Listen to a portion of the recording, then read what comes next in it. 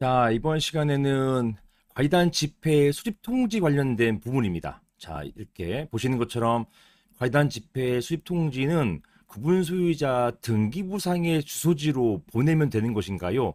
이런 질문들을 정말 자주 받아요. 집합건물법하고 요 실무가 조금 다른 부분이 있어서 이것 때문에 질문 주시고 또 이게 법적으로 쟁점되는 경우가 좀 종종 있습니다. 자, 여기에 대해서 한번 정리해봤으니까 참고하시고 도움이 되셨으면 좋겠습니다. 제가 먼저 주신 질문을 읽어볼게요. 안녕하세요, 변호사님. 저는 하남시에 있는 오피스텔 건물 구분소유자로서 과리단 총회 개최준비위원회 위원장입니다. 저희가 오피스텔 준공이 난 이후에 시행사에게 과리단 총회를 열어서 과리단 대표인 관리인을 선임해달라고 요청하였는데 시행사는 여기에 대해서 전혀 무관심하고 관리사무소는 오히려 방해를 놓고 있습니다. 이런 경우가 종종 있죠. 그래서 저희 구분소유자들이 모여서 총회를 열려고 하는데요. 저희가 관리사무소에 구분소유자 명단을 달라고 하는데도 개인정보라고 하면서 명단을 주지 않고 있습니다. 자, 이게 맞아요. 이게 개인정보이기 때문에 함부로 이렇게 명단 넘기면 또 안 돼요. 안 되기 때문에 이런 어떤 걸 명분을 해가지고 주지 않습니다. 이거는 이제 받아들이셔야 돼요. 자, 이런 경우에 저희는 어떻게 과리단 총회 수집 통지를 할 수 있을까요?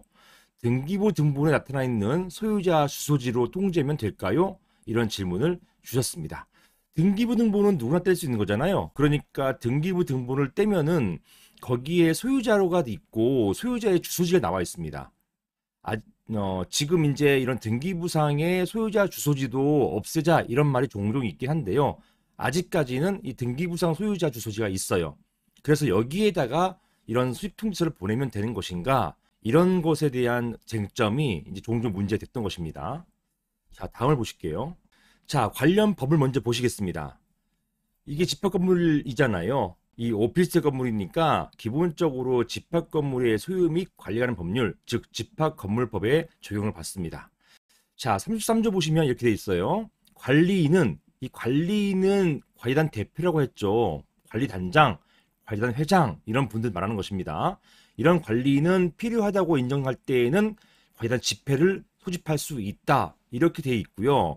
2호, 3호가 관리인이 있는 경우의 규정들이에요. 사안은요? 사안 같은 경우 보시면 여기는 최초 관리인이 없는 건물입니다. 최초 과리단 집회를 통해서 관리인을 선임해야 되는 건물이기 때문에 여기는 현재 관리인, 즉 과리단 대표가 없어요. 그러다 보니까 보시는 것처럼 제33조 1항, 2항, 3항은 이 경우는 관리인이 있는 경우, 즉 과리단 대표가 있는 경우를 말하는 것이기 때문에 이 사안에서 적용되지 않아요. 이 사안은 33조 제4항, 즉 관리인이 없는 경우에는 이 조항에 적용을 받는 것입니다. 제가 최근에 대전에서 이제 재판하고 있는 게 하나 있는데요. 여기에도 관리단의 대표 관리인이 없었어요. 관리인이 없는 경우에 어떻게 집회를 개최하느냐 이렇게 하면 되는 것입니다. 관리인이 없는 경우에는 구분 소유자 5분의 1 이상이 집회를 소집하는 거예요. 5분의 1 이상의 구분 소유자가 지폐를 소집하게끔 되어 있는 것입니다. 여기는 구분 소유자만 포함되는 것이고 의결권, 즉 지분은 필요 없어요.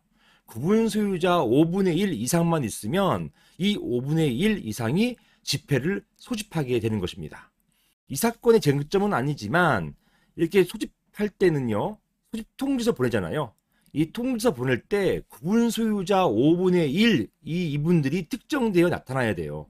그래서 이분들의 대표자 뭐 한 명, 홍길동 뭐 이런 분들이 보내는 것 아니고요. 그러면 안 되고 구분 소유자 홍길동 외뭐 100명, 홍길동 외 99명 이렇게 한 다음에 그 아래 별지로 또는 박스로 만들어서 명단을 적어서 그렇게 해야지만 적법한 수집 통지다. 이렇게 보는 판결들이 최근에 나오고 있어요.